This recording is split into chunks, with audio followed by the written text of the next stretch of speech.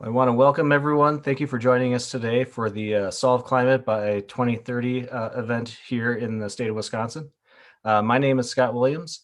I'm the Research and Education Coordinator at the Wisconsin Energy Institute at the University of Wisconsin-Madison. The Wisconsin Energy Institute, we provide leadership on the UW-Madison campus for multidisciplinary research, education, and outreach efforts with the goal of accelerating the world's transition to clean and resilient energy systems and solutions. The Solve Climate by 2030 is a global initiative, and you can see a map here of all the different sites around the world that are hosting webinars today, with the goal of bringing climate change discussions to college and high school classrooms. And the focus is on state and local action that could make a major difference over the next decade to avoid the worst impacts of climate change. You can see, again, the dialogues in all 50 states and 50 plus places around the world that are taking place both this week and next week. And the Wisconsin Energy Institute is proud to host the dialogue for the state of Wisconsin, and we're very blessed to have such an esteemed and exciting group of panelists here to have this conversation. We encourage you to stay connected with the Wisconsin Energy Institute going forward, and we hope you'll attend our future events, such as our monthly Forward in Energy Forum, to learn more about the many elements of the transition to cleaner energy systems. Just a few announcements before we launch into today's conversation. First, we'd like to thank our promotional partners at UW-Madison, the Nelson Institute for Environmental Studies, the Office of Sustainability, and the La Follette School of Public Affairs. Also, a logistics note, we have automatic live captioning available. So you do have the option to turn that on by clicking on live transcript at the bottom of your screen. Next, I would like to acknowledge that the land that the Wisconsin Energy Institute occupies, as well as all of UW-Madison, is the ancestral home of the Ho-Chunk people, who have called this land Dejok since time immemorial. The Ho-Chunk Nation and the other 11 First Nations residing in the boundaries of present-day Wisconsin remain vibrant and strong. We recognize and respect the inherent sovereignty of the 12 First Nations that reside in the boundaries of the state of Wisconsin, and also want to acknowledge that tribal nations are doing some of the most important and leading work in transitioning towards clean and just energy systems. Before we turn it over to today's panelists, the Solve Climate by 2030 team has provided a short video that will provide some additional background behind this global initiative, as well as ways that you all can get involved in making climate a class. Give me one moment as we bring up the video.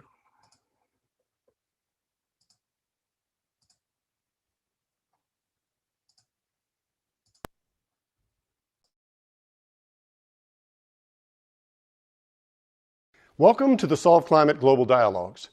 You're participating in one of 125 events held across the planet, including in almost all 50 U.S. states, part of a global project called Solve Climate by 2030. My name is Eben Goodstein, and I'm an economist and director of the Graduate Programs in Sustainability at Bard College in New York, the lead organizer for Solve Climate. This last year has been difficult for everyone. As the world looks forward to recovery from COVID, we are focusing tonight on the most important question facing humanity.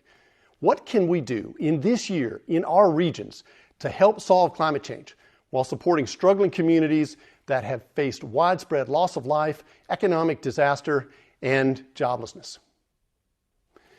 Worldwide, from Australia to Kyrgyzstan, from Colombia to Malaysia, and from South Carolina to South Africa, Solve Climate audiences are hearing from local experts and young leaders about concrete steps that can really help nations solve climate change while creating much needed jobs and incomes for everybody.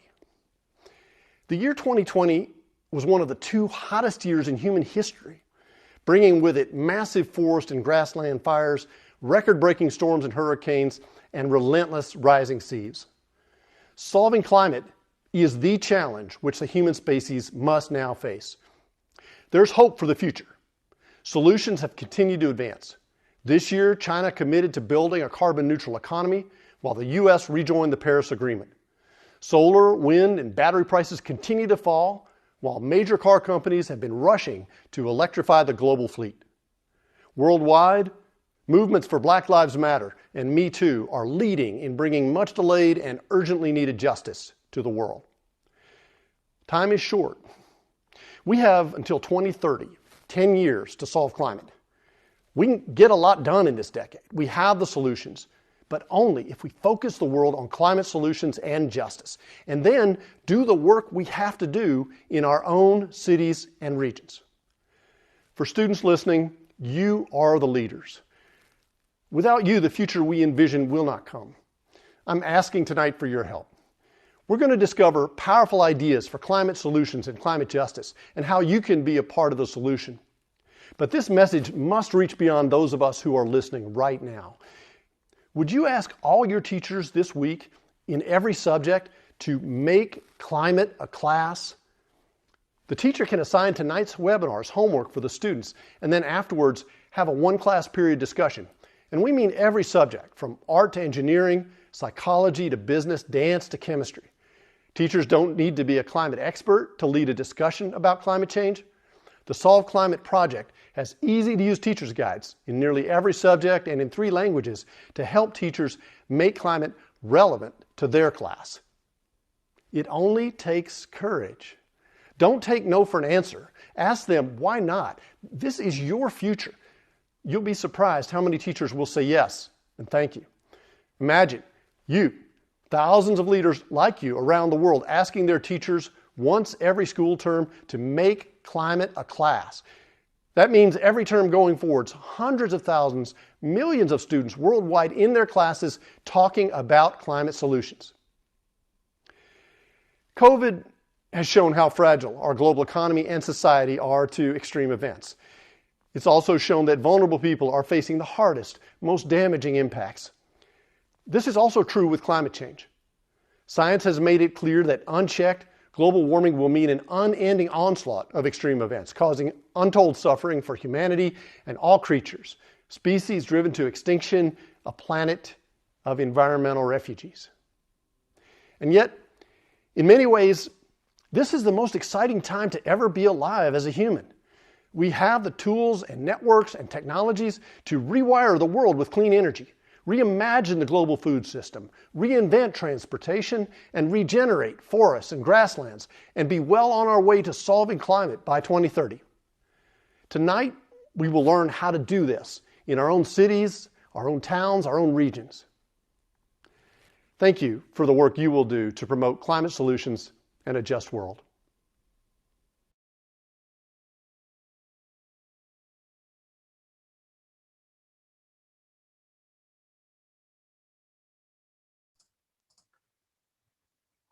All right. Thank you, Dr. Goodstein. One more logistics note before we begin the conversation. We encourage you to engage in the chat feature to introduce yourself and what brings you here today. If you do have a question for our panelists, please use the Q&A box. And you also have the opportunity to upvote questions to have our moderator choose the questions that are most interesting to the attendees today. So with that, I'll turn it over to Professor Morgan Edwards to moderate our session. Dr. Edwards is an assistant professor of public affairs at the University of Wisconsin-Madison. Her research and teaching focus on human-centered energy responses to the climate crisis across policymaking scales. She draws on mixed quantitative and qualitative methods and combines large data sets and community knowledge with systems modeling to assess and track the multidimensional impacts of human energy use. So a great moderator to lead the discussion today. So welcome. Hello, everyone. It's great to be here. And it's my great pleasure to introduce a fantastic panel of people who are all working on the ground to develop climate solutions here in Wisconsin. Mandela Barnes is Wisconsin's 45th Lieutenant Governor and the chair of the governor's task force on climate change. He was born and raised in Milwaukee, and before becoming Lieutenant Governor, he served 2 terms in the Wisconsin State Assembly. Stephanie Salgado is the co-founder of Wisconsin's Youth Climate Action Team and the youngest member of the governor's task force on climate change. She is currently studying environmental studies and political science here at UW-Madison. Dylan Jennings is the director of public information at the Great Lakes Indian Fish and Wildlife Commission and a former tribal council member for the Bad River Tribe. He is also an alumnus of UW-Madison, where he studied anthropology, American Indian Studies, and environmental studies. And finally, Seth Hoffmeister is the organizing and political director at Wisconsin Conservation Voters, where he works to ensure conservation champions are elected to state and local office across the state. He also serves as chair of the Green Bay Sustainability Commission. And so we're very excited to hear what our panelists have to say about the questions that are most pressing for you about the climate crisis. But to start the conversation and kick things off, I've asked the panelists to prepare remarks on two questions. First, what is one very important action that is needed in Wisconsin to advance green recovery, climate solutions, and just transitions? And two, what is one action that students and others in Wisconsin can take to help make this happen? And Lieutenant Governor, let's start with you. Well, first of all, I just want to say thanks so much for having me. Really appreciate the opportunity to be here and to be joined with some friends that I've had a chance to work with, some longer than others. But the fact is, I feel that we are getting serious finally about addressing the climate crisis and also becoming a leader. And I know that I was supposed to.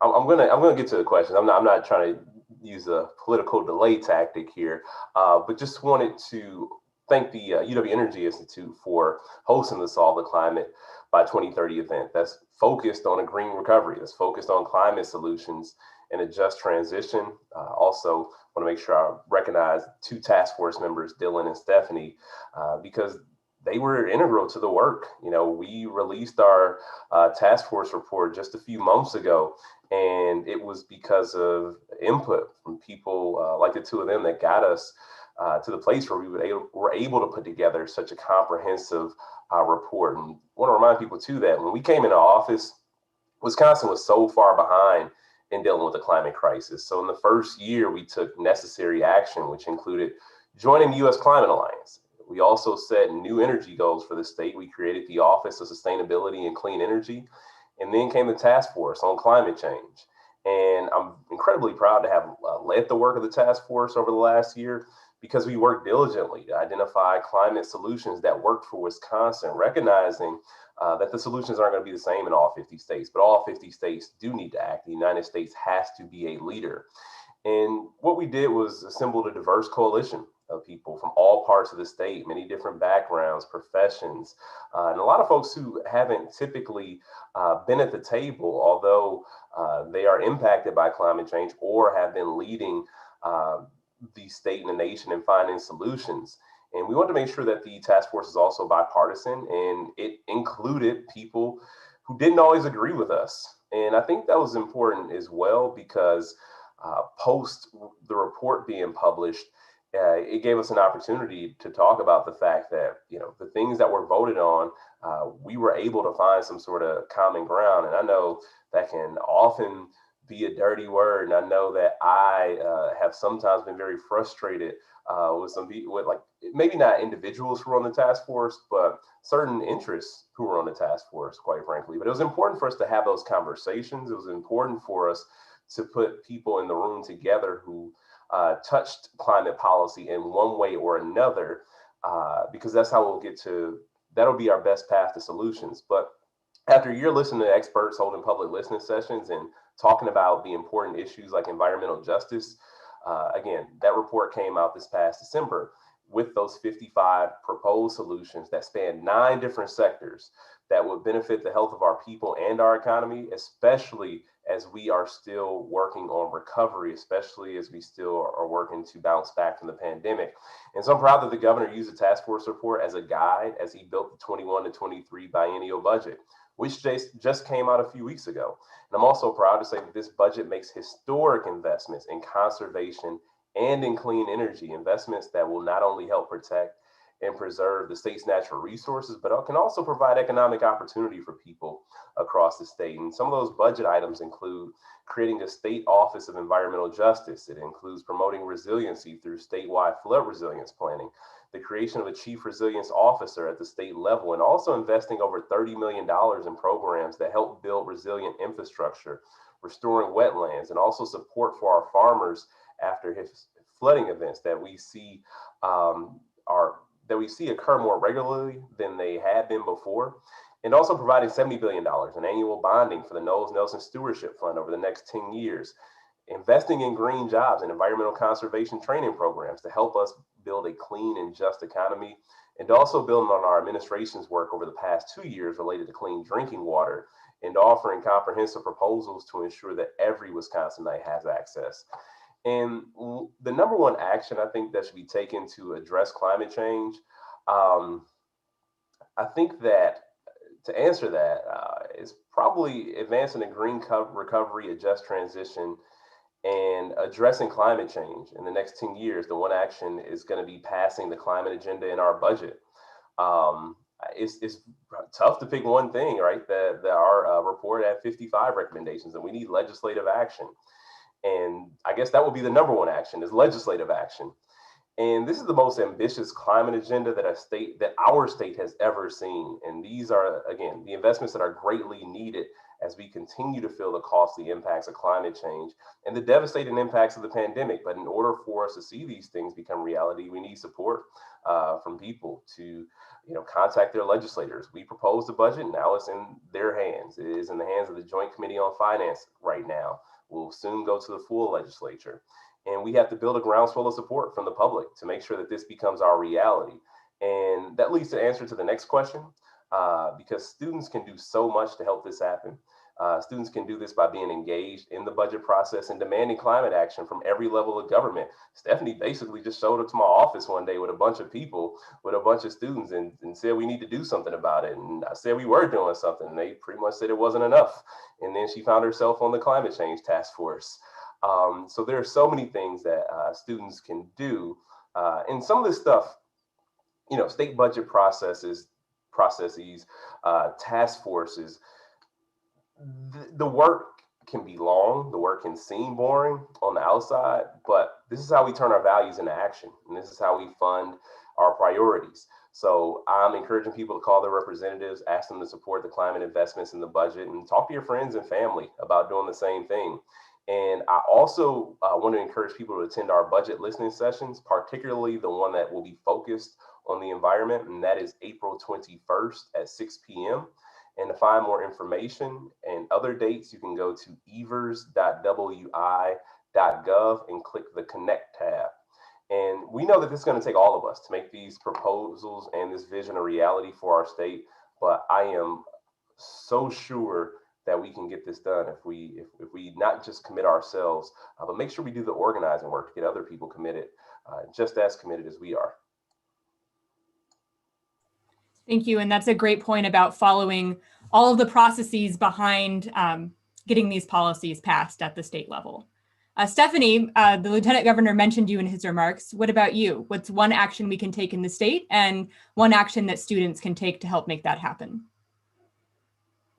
Yes, first and foremost, thank you, Lieutenant Governor, for summarizing all the whole complex process that it was to put out this, report. It wasn't easy. We all come together from different places, so we didn't have that dynamic that we had until now, and we haven't practiced, with our interests and what we wanted to move forward.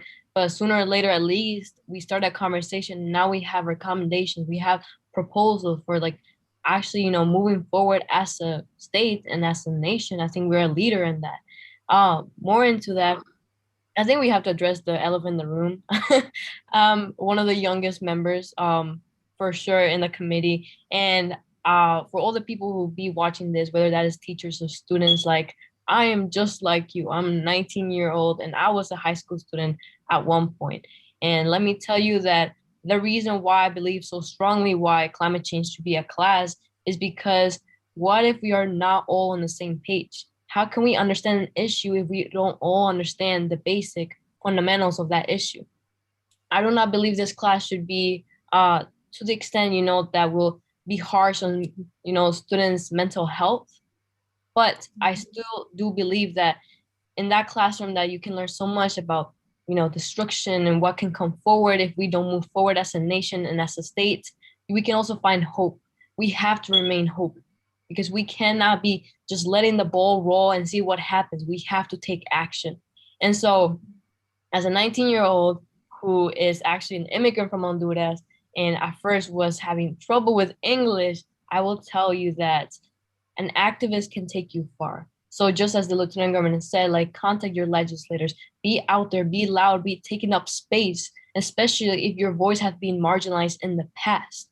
And so with the organization I co-founded with called Youth Climate Action Team here in Madison, Wisconsin, that's what we like promote, mobilizing young voices to really bring forward what their initiatives are and what they want to see forward in the representatives and all these ideas that they want to bring forward. You know, young people are just full of these ideas. And so one thing I will say that we have to address and I would want to see addressed with all this like climate policy would be social justice.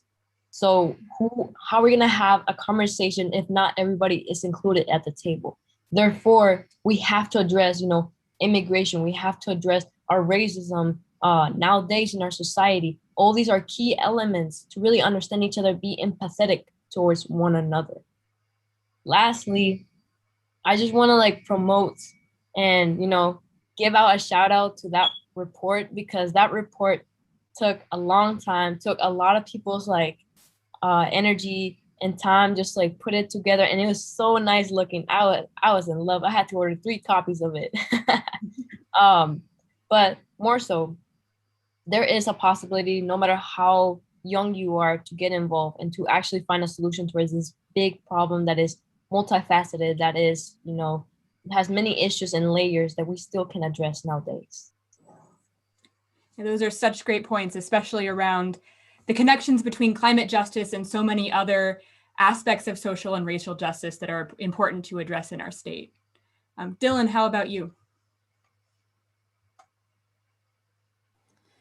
Anige kinauia, nitsa bijakins, indigenous cause, wabashashi and odem, mashkazibing and dunjaba, nimiguchuenda, makinagoginoa, gapi jaigoma, sonungum, niwijaganashi, bangi. So good evening, everybody. In our beautiful descriptive Ojibwe language, I just answered the questions and told you how to solve the climate crisis. No, I'm just kidding. You know, I want to also acknowledge everybody here tonight. I really do appreciate everybody coming here and being a part of this. So miigwech to all you beautiful people that are here tonight. You could be anywhere, but you chose to be here, and that speaks volumes. And also, you know, miigwech to, you know, our relative here, Stephanie, for her kind words about our young people. Because as I was thinking about a lot of this, you know, and also what Lieutenant Governor was talking about, I think about our young people a lot too, you know, and, you know, I'm really appreciative to Stephanie for serving on the committee as well. And one thing that I've also recognized is that we sit in meetings every single day. And I'm sure everyone can relate. Nowadays, we sit in probably more meetings than we've ever sat in because people have figured out these virtual platforms, right? And so rather than schedule meetings well in advance, everyone's like, let's just jump on Zoom or let's just jump on these virtual platforms. But what I'm trying to say is very rarely do we actually listen to our young people, right? Young people are never at the table when we have these important discussions, which is really backwards, right? Because young people are the ones that ultimately inherit all of these problems and issues, right? And so I really thought that was really wise and smart to have some of that representation on the task force. And I couldn't have thought of a better individual to help fill some of those roles there. You know, and I also got to say too that you know, just like the Lieutenant Governor was talking about in ECHO, you know, in general, the task force recommendations are a really great start. And I think that the task force recognized that, you know, right off the bat, that even assembling this group and starting these conversations was a step in the right direction. But, you know, we're very much, you know, part of a really long-term solution and strategy, right? We're simply, you know, pushing the boulder uphill, you know, as some would say. And, you know, hey, some might argue too that, you know, in some communities and some states across the nation, that boulder is just sitting there, right, and still waiting for people to take on that battle. And so, you know, a good starting point is to put all those recommendations within that document, you know, into play. And there were a lot of other recommendations that weren't recognized quite yet, just because, you know, it's a starting point. And so pushing through that and you know, picking some of those other ones up and garnering the support that they need to get to the the effective state to make some of that change is going to be huge over the next few years. I also got to say too that oftentimes these kinds of issues, like Lieutenant Governor had said, become really partisan-y, if that's a word, right? And but it shouldn't be that way, right? Because climate change isn't a partisan thing. It's a human issue, right? We all are impacted in some way, shape, or form, whether we choose to acknowledge it or not. And I can't reiterate enough how a lot of our communities, especially our indigenous communities and minority communities, are disproportionately impacted by climate change. Me living in northern Wisconsin here, we see those impacts on a daily basis when we're harvesting, and we'll talk about that a little bit. But I got to say too, our young people, as far as adopting solutions and figuring out ways forward, I really challenge everyone to become adept and educate yourself on the problems within our region, but also challenge our education systems, right, that you're currently in. Push your schools to reform how we look at climate change, right?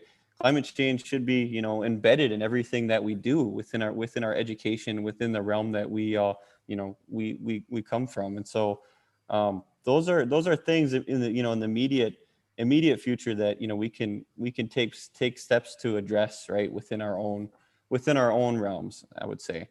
So that's all I have to say for now. Miigwech. Such great points, and they really get to the heart of one of the goals of this event, which is to think about how we can bring climate change into education across all subjects in high school and university. Seth, how about you? What's one action we can take in Wisconsin and one action that students and other people can take to help make that happen? Yeah, great. Love this question. But first off, just thank you for inviting me to be a part of this panel. Really excited to talk about this. And yeah, I guess when I think about one single action that students, young folks, or older folks, or anybody can take, it might be a little bit of a cop-out because it's something that we need to always be doing. And I think the Lieutenant Governor mentioned this a little bit, but we need to engage in our democracy at every single level, before elections, on elections, and after elections. When we talk about all of the things that need to happen, big and small, to address climate change, it's going to take local government, it's going to take state government, it's going to take the federal government, and it's really going to take global agreements to do that. The power of our vote is so sacred and so powerful. And when we think about all the different ways to address climate change, it starts at the ballot box. And I think one thing that we've learned at Wisconsin Conservation Voters in the previous governor's administration or the previous president's administration is it's really hard to get things to happen at the scale they need to. But when we scale things down and look at the problems and the potential solutions in our own communities, the power is really potential, or the potential is really powerful, rather.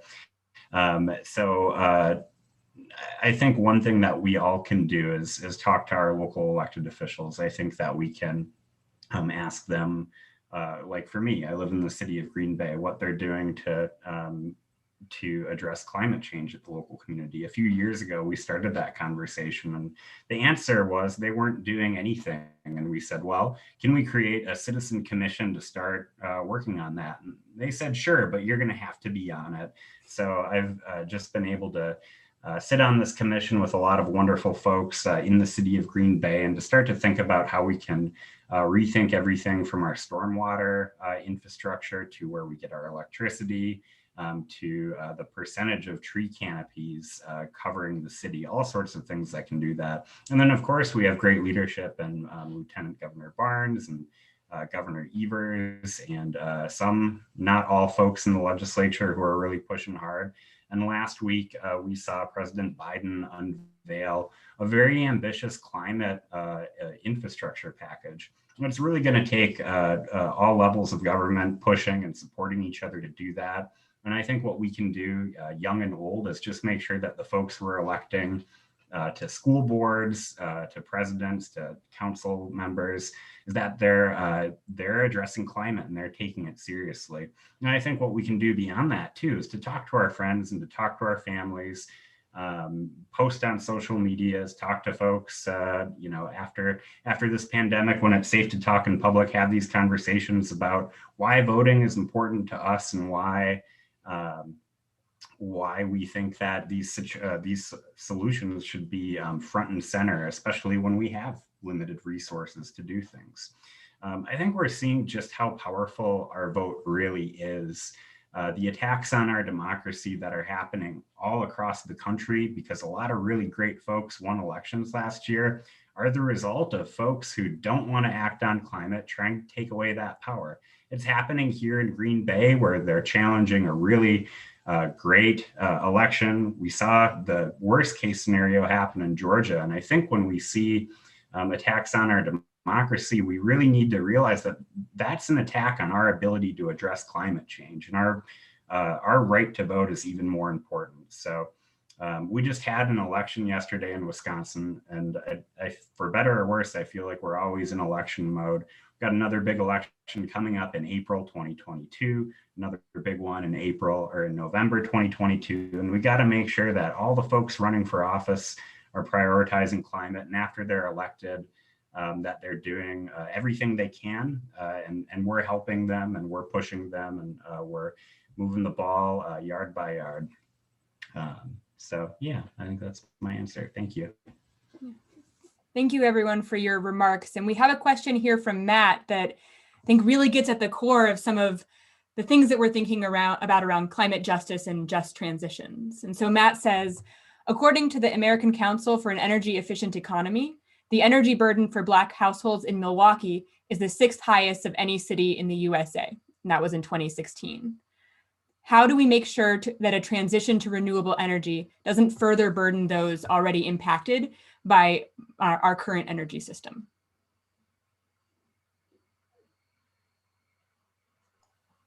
One of the things that was in the report was making it more affordable for households, for lower income households, to be able to access clean, renewable forms of energy. There are a lot of people who would love to make that transition, but it's cost prohibitive.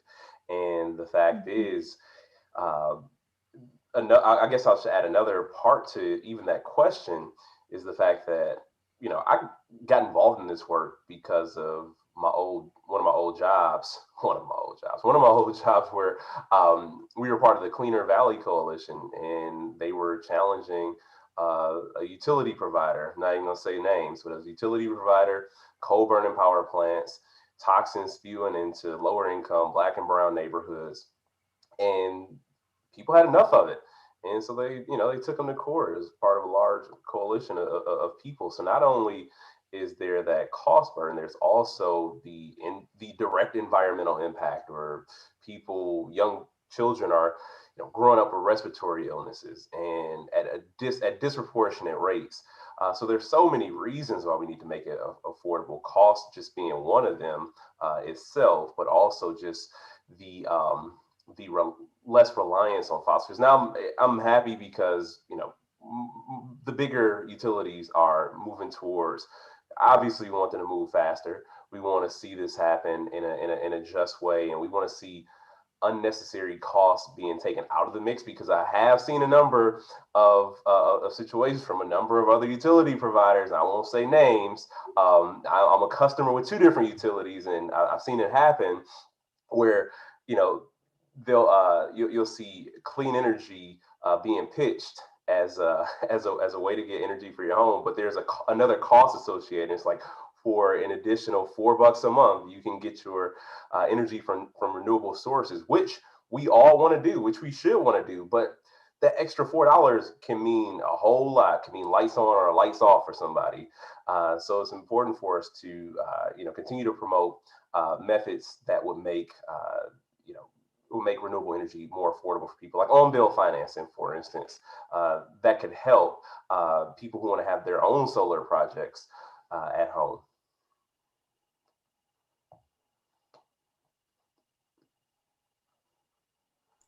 Anyone else have thoughts on Matt's question? I'll just add something real quick. I'll just state that this is no level like I'm an expert at this and I can definitely speak up about the solution. However, I can definitely state that if we're so concerned about how our implementations of things that we want to propose are going to affect marginalized people, then we have to talk to those same marginalized people and how they think it would be best implemented for them, how they think this will be executed perfectly or in the best manners to address, the issue. I think this is something often forgotten or just like checked in the box, like we talk to the community.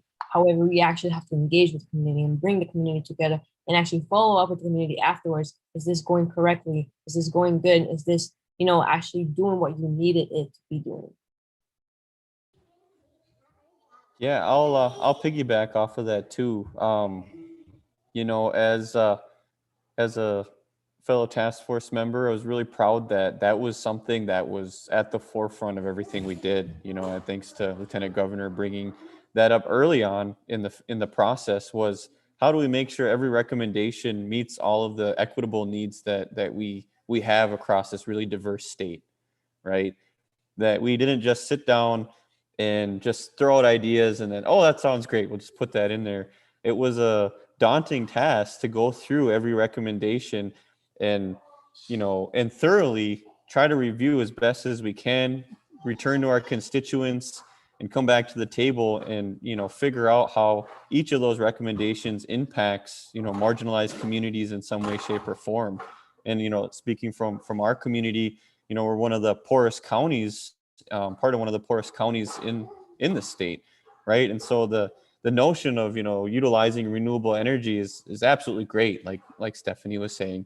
I think everybody would love to if they could, but the practicality and reality of it is that cost and the actual ability for some of our people to carry that out is unrealistic, right? And so a lot of these recommendations had to come with certain caveats that identified that, well, if that's the case, then we need to figure out how to levy funds, to be able to address, some of the rural community needs, right? Or address some of the tribal community needs.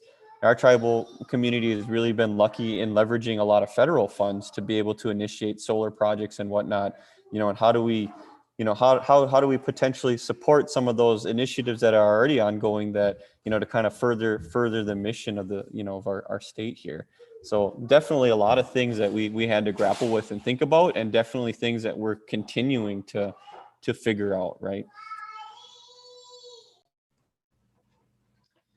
Yeah, and I mean, like the only thing I'll add, definitely like agree with what's been said. I mean, when we think about climate change, whether it's happening at the global or the neighborhood level, the folks that are already the most marginalized and most impacted outside of the impacts of climate change, that's just exacerbated by it. So when we talk about community solutions, if we're not addressing those inequities in the climate solutions, I don't really think they are climate solutions. I think at the city level, I think about the East River in my neighborhood. It's it's lower income areas. It's folks that are already experiencing a lot of hardship. That's where we need to start. And we not only need to address those issues, but the folks that are closest to the problem are going to have the best solutions that are going to allow us to move forward on this. I think I get so excited about the jobs potential, the economic potential of investing in clean energy jobs. I mean, that's another opportunity to just provide opportunity to folks that didn't have it in the first place. So that actually segues right into a question that John had about the jobs outlook and clean energy jobs in the state of Wisconsin. So are there any specific policies that we might look to and other actions to create clean energy jobs in our state?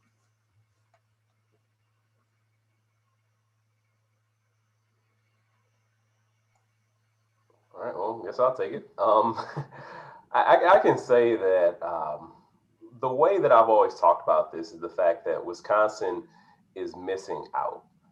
We don't have a whole bunch of jobs in fossil fuels. We don't have mining jobs. We don't have oil drilling jobs.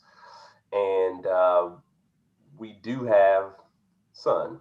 And as hard as a case as that is to make sometimes, there is sun and there is solar energy. There is so much untapped potential. And I want to say, like, in 2017, like, job growth in the renewable energy sector in wind alone was like 17%. It was like 25% in solar. I think that these are incredible opportunities that we can still take advantage of here in Wisconsin. I'll also say that we were on the forefront of this work prior to 2011, but over the course of those 8 years, we fell behind. And when I think about the emerging crises that we're facing, one where we're trying to dig ourselves out of the economic realities of the pandemic, but there's also the crisis that's long existed in rural communities where so many of our family farms are filing for bankruptcy. I mean, we have a chance to increase revenue streams for our family farmers with carbon capture and sequestration. We have a chance to really up the ante when it comes to solar and wind farms. I mean, the potential is basically limitless. And also to connect the dots back to more urban parts of the state. I mean, in our climate change task force report, there's a pilot program for conservation work for green jobs that will be again piloted in Milwaukee with the hopes of expanding it to other places in the state.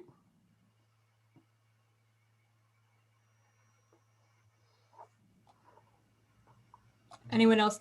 Oh, Seth. Yeah, I mean, when we started doing some of our local clean energy work, I had the opportunity to tour the Energy Center at Northeast Wisconsin Technical College. It's just like one of the most impressive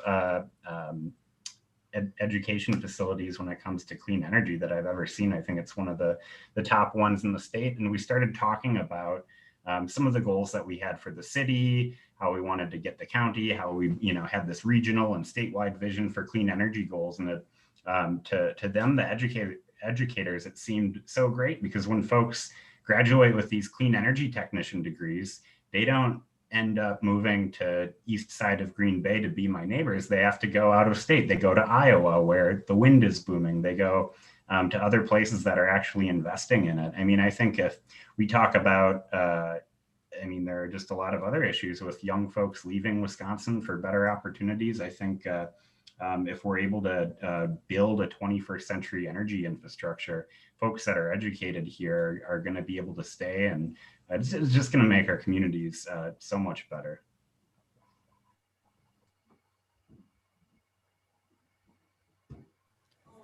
Yeah, I think I would also just chime in and piggyback off some of the things I've already talked about. I had to learn a lot about Wisconsin's agricultural practices while being on the task force, and that was really awesome to get to work with farmers and other agricultural experts that have very similar concerns, right? And it was really awesome to learn about a lot of the carbon sequestration work and incentives that there could be in the event that farmers or agricultural specialists choose to utilize certain like no-till practices that eventually sequester more carbon. And so I think there are definitely a lot of opportunities in that realm just alone, right, with carbon sequestration to potentially create jobs and create revenue. But I'll also say too, a lot of jobs out there these days in this realm are in existence, right? Giggle, what are you doing? Sorry about that. A lot of these jobs are already out there, right? So there's not a lot of reinventing the wheel. We can learn from other states and other areas and communities that are already plunging forward in these realms, and I think that's a very easy solution. Furthermore, I think we also recognize that taking this kind of plunge is a big commitment, right? And it can be scary. And I think that's what prohibits and inhibits a lot of people and a lot of states and governments from, taking that proverbial dive, right? And taking that jump, and a lot of it is we won't ever know, how that might pan out, economy wise until we actually take that leap. But what I will say is, as we wait longer to take that jump, that drop off is going to just continually get higher and further down, right? And it's for our own sakes, for our future generations' sakes, somebody's got to take that leap.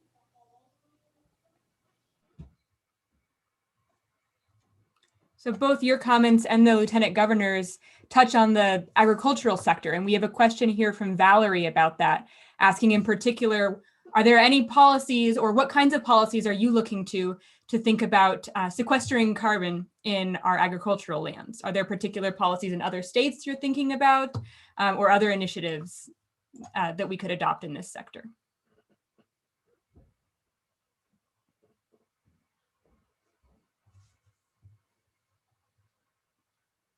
Is this on me again? I'll say though, this is another issue where we don't have to, like Dylan said, reinvent the wheel. I mean, there are models that are out there for us to use, and it's helpful too. Like Dylan also mentioned, no-till agriculture is not just beneficial to the environment; it's beneficial to the farmer. I had a chance to visit a no-till farm, and I mean, this guy's basically an evangelist, going around to other people in his community about, and talking about the benefits. And he's also mentioned examples of where there was a flooding event and he was all right and his neighbors weren't.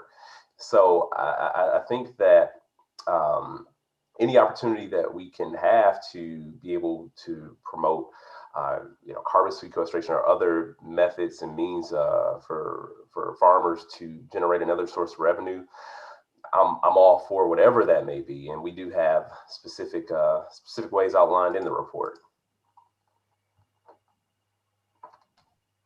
May I jump in? This question, when it was first asked, I thought it meant to at the individual level. To be honest, even though systematic change is always welcome, especially with an issue about climate change. However, it's incredible how much we can actually save in like water and energy and miles, like travel in our food when we eat meatless, or when we just decrease our the consumption of meat. It's incredible, and just like each step that you take, it's incredible to like bring you more closer to like realizing how much your carbon footprint actually affects other people, affects the community that you live in. And on top of that, agriculture is such a complex industry that has to be reapproached, as the Lieutenant Governor said, has to be reapproached into remaking the whole process from the ground up, and has to be inviting and allowing farmers to take these chances to actually implement drip irrigation, to actually be able to do more polyculture and not just a monoculture of practices. And I just think this is very welcoming within the report in itself, because we have people, as Dylan mentioned, bring forward about their techniques and what they do and how they practice sustainable farming, which is again incredible what people are doing out of their own energy and their own time to bring light to this problem that not a lot of people think about. We have a question here from Leah, more on a personal note, asking how you stay hopeful about fighting climate change. Any words of wisdom or encouragement for current high school and college students who are trying to tackle the climate crisis? And maybe a little bit about how each of you, you're all involved in this fight in very different ways. And so how you found your place within the broader search for climate solutions.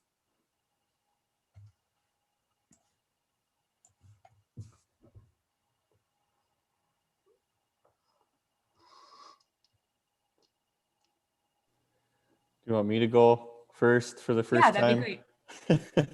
Okay, I got you, Mandela. I think without saying a whole lot, pace yourself. This is a marathon, and it's an issue that our children, our children's children, and future generations will continue to grapple with. And you can really get lost in the whole the whole realm of trying to solve all of these problems, right? And there are so many, and the problem itself we all know it's global, right? And oftentimes our frustrations, you know, hit the road when, you know, when we run into some of these roadblocks, when this becomes a political issue, right? When we realize it to be a human issue that we're all encountering. And so definitely pace yourself, make sure, mental health was talked about earlier, and I can't stress that enough. Making sure that, you know, if you're a leader in this realm, you got to know how to take good care of yourself, your mind, body, spirit, because it's a marathon, right? And we're constantly fighting this every day. And coming from a marginalized community myself, you know, like I said, we see these impacts every day when we're out harvesting, when we're practicing our cultural way of life. And it's scary, right? It's scary to me to think that some of these practices might not be here in the next 10, 20 years, right? For my children and grandchildren to partake in. And so can't stress that enough, you know, pace yourself. And, you know, just to also note too, that in my experience, I'm, you know, somewhat of a young person yet too, still in my 20s, but, you know, sometimes when you stand up to corporations, or when you speak up about climate change or about the environment, you're automatically seen or labeled as an activist, right? In my eyes, we're not. We're human beings that enjoy clean water, clean air, and we want the best for our future generations, right? That's what we are. And you know, and to recognize that you know, it's a human thing, and we work together for these issues. And you know, we're not lost in that translation, and we're not labeled things that, you know, ultimately we really aren't. We're just people that care for our environment, people that love our people.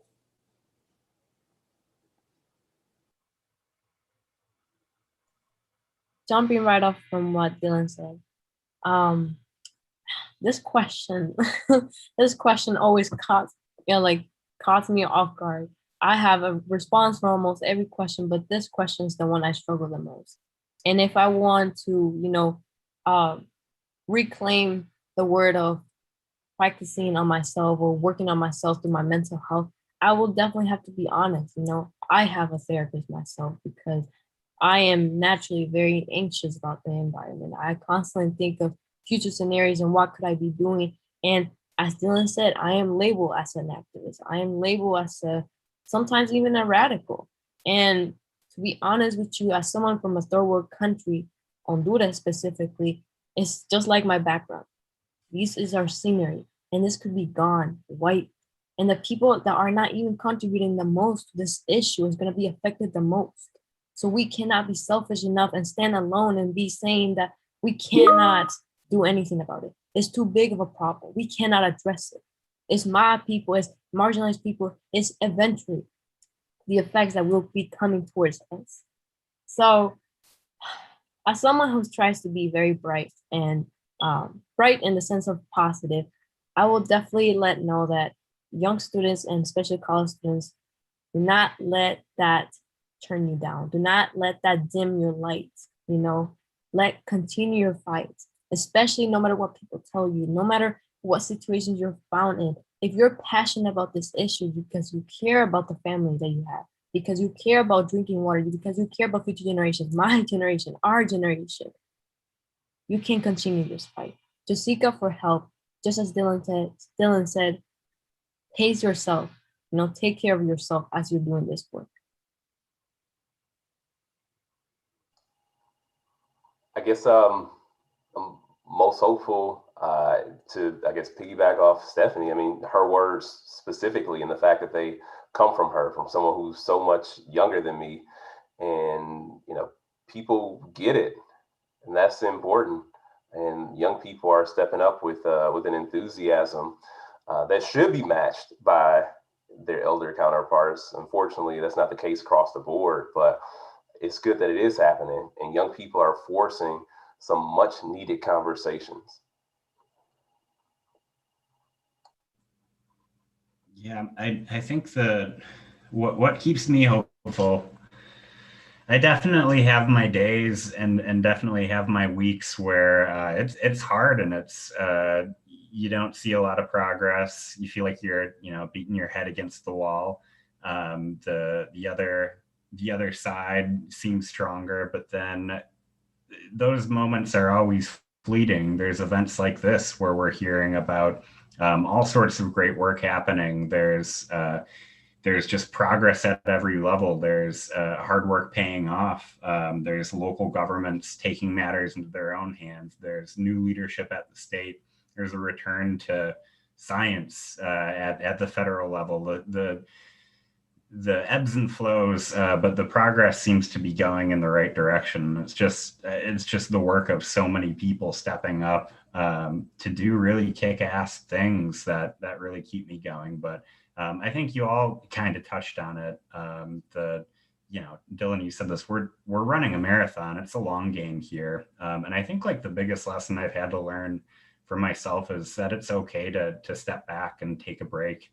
I'm fully confident that we're going to meet the challenges of climate change and we're going to beat this issue. But when we think about it in the shorter term, if we take a little bit of a step back and take care of ourselves, when we come back, the work is still going to be there. We might be a little bit farther ahead, but when we take care of ourselves and take a break when we need to, we can really be in it for the long game. I think like the one good thing that has come out of the last year is it got me outside a lot more than previous years. I've always been a big outdoors person, but taking a hike in the woods and just remembering why we do this work in the first place for me is really energizing. But I'm hopeful because I know we're gonna win. And so a couple of you mentioned the voices of young people as being one source of hope in thinking about solutions to the climate crisis. And Michaela has a question here that gets at this as well. So what are your thoughts on how we can elevate the voices and initiatives of young climate leaders in Wisconsin and use those to support both our communities and initiatives statewide?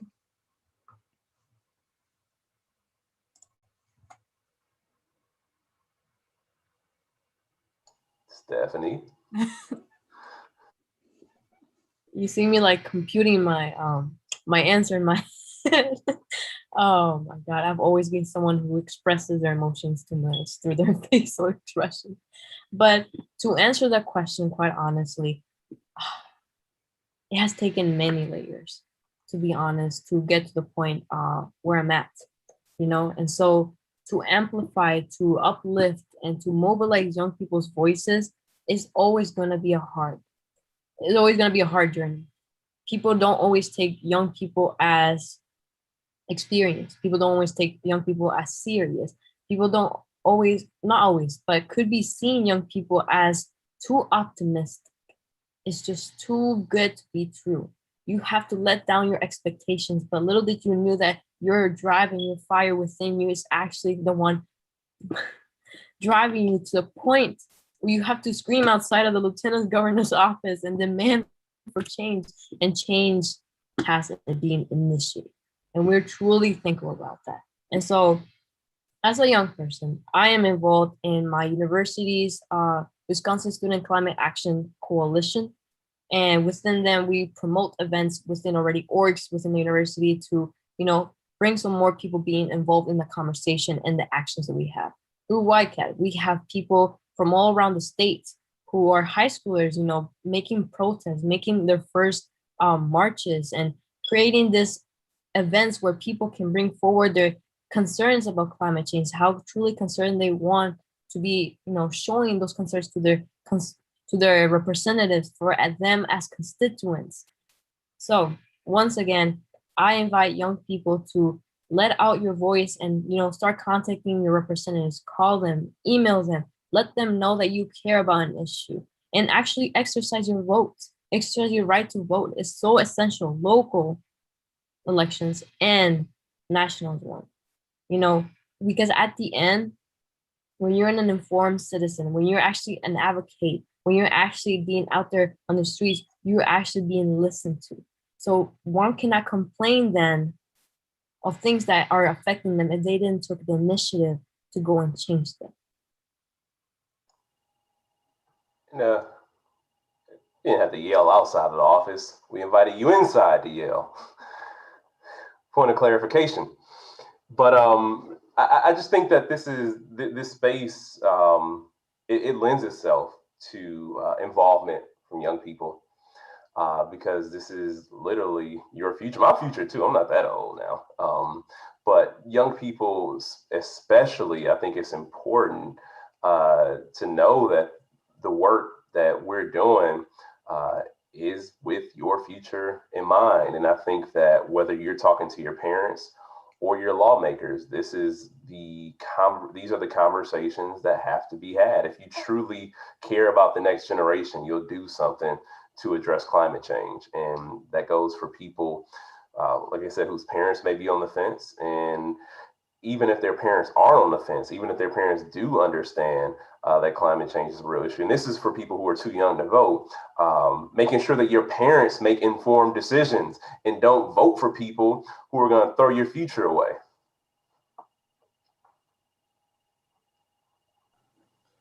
I agree with everything that's been said too. I think further, just continuing to give our young people a platform, involving them in existing committees, or even creating new platforms for them to meet and to talk about these issues, and to receive the resources that they need to help.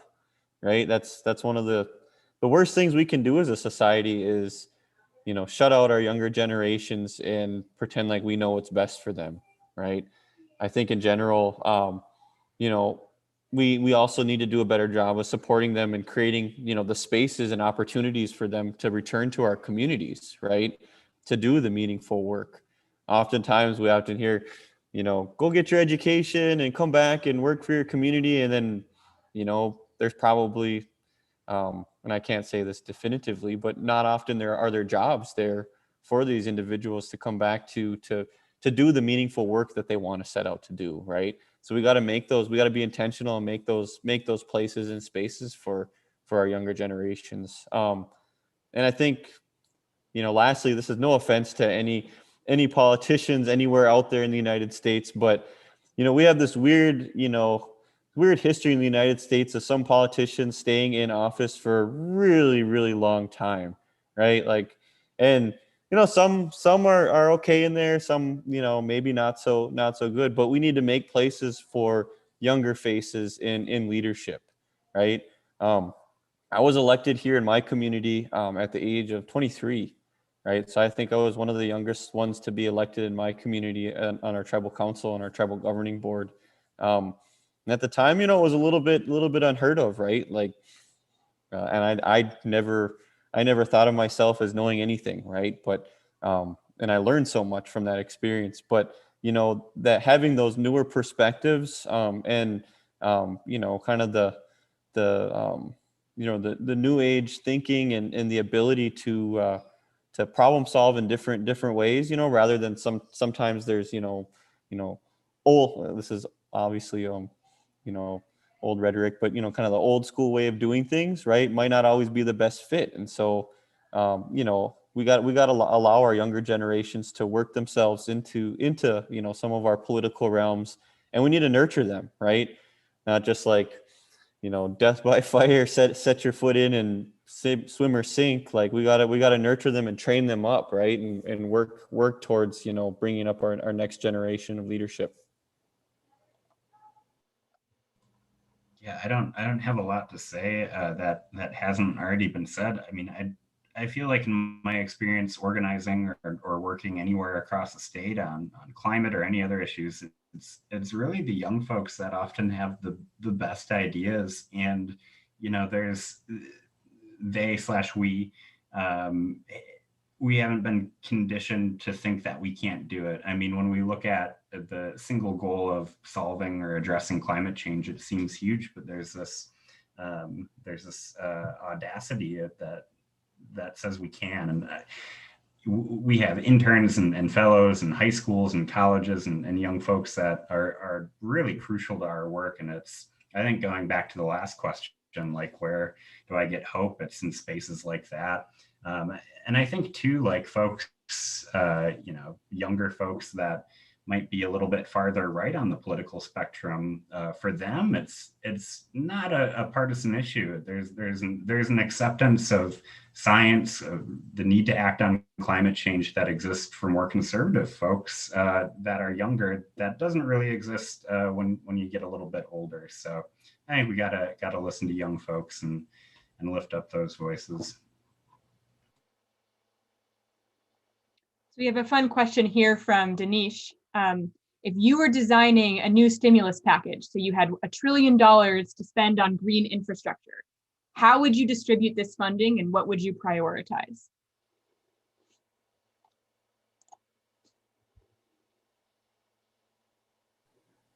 You want me to go again first? Go for it. Okay. One thing that I'm really passionate about that some of it made it into some of the recommendations. It's not necessarily infrastructure, but more or less capacity building. I'm a big advocate for our people reclaiming their sovereign abilities to initiate and better understand our food systems, right? And so when we understand our food systems, we understand the role that we play in all these intricate webs that we're involved in. We're also more adept to what's really going on, and we're also adept to those impacts, right? And so the more that you can understand your food systems locally, or even push to grow your own food, harvest your own food, and understand those systems that you operate within, the less impacts, but also the less impacts overall that we're having agriculturally, right? And it can go a long ways if it's a bigger movement. A lot of our tribal nations have been screaming food sovereignty as a strong solution for decades, right? And so, I can't preach that enough. Like, if we had funding, that might look like more, more community gardens, sessions, more community, education, as far as harvesting and, kind of being practitioners of, some of our traditional harvesting practices in general. I'll never forget one of our elders always said that up here is, our greatest grocery store and greatest pharmacy is right in our backyard, right here in the woods, right? And I believe that 100%, that we're, nowadays as a society, we're so far removed from our environment at times that we forget that everything that we potentially survived on hundreds of years ago is still right here in our yards, growing in the ground or out in our woods. And so, we really need to think about our food sovereignty in general, right? As a long-term solution to addressing some of those things, everything from food shortages to, how we're going to maintain those systems that are already struggling to maintain capacity. So that's where I would put money into. Especially, we saw the pandemic create a lot of scare in our shopping markets, in our stores, right? And I don't have a solution for toilet paper going out of commission, but just in general, though, for us, we spend that time out in the woods, spend time getting to know our environment and figuring out our food systems. Yeah, and if I could just follow up with the food systems piece, I think that, even if it's not people growing their own food, making sure that we are doing better as far as locally sourced food, making sure that we are shifting the balance from these large corporate factory farms back to sustainable family farms, local agriculture. I mean, these big corporate operations are doing a whole lot of damage to the environment, and they also aren't necessarily providing the same quality content like our local agriculture operations. Then we would have free public transportation. I think we would have high-speed rail connecting us across the country as well, and we would probably get to 100% clean energy in the next 5 years. If if we were to do $1 trillion specifically on green infrastructure, and not to mention all the jobs that come along with making that happen. We would another thing, we'll retrofit all of our public buildings too. I mean, I think that's an incredible opportunity for us. Like our public spaces, and even here in the state, we have a lot of wonderful architecture. It's not necessarily the most energy efficient, these spaces, but we can preserve these these works of art, and we can update them and keep them around for future generations without having to think about the environmental toll that they take.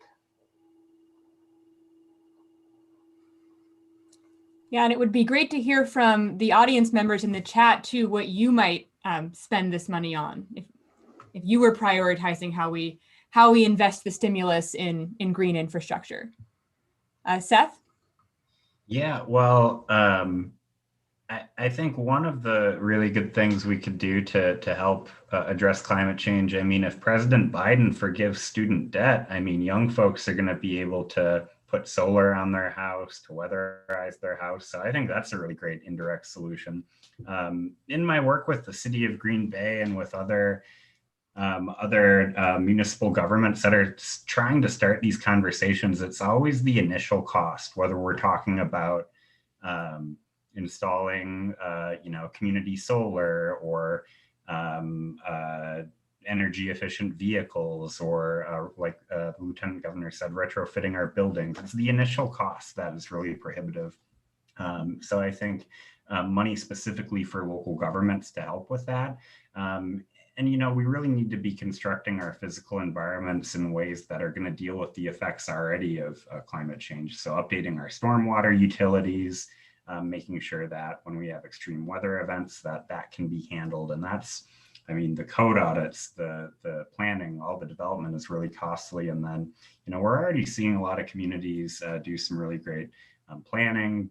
Dane County, Madison, Milwaukee, Green Bay, the Eau Claire area, La Crosse are all in different phases of the conversation around how to unite business and industry and education and healthcare and residents and government to do that. But that, that costs money, even the planning. So resources for local government to do that, and money for accessible public education for the job fields of the future, I think would go pretty far.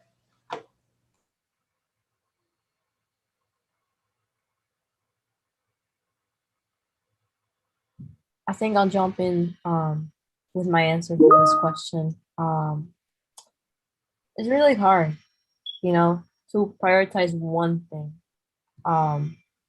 However, I will definitely say that, as I agree with what the panelists have said so far about investing in food system, investing in education, investing in green jobs, especially transitioning to green jobs, I would invest equally as much in education, just because, as I said earlier, like, we need everybody to be on the same page to really understand what we're trying to tackle at. And so that would include, a basis for students then to know how to really understand climate change, then really do those community gardens, and then take those practices and skills at home so they can practice them with their family.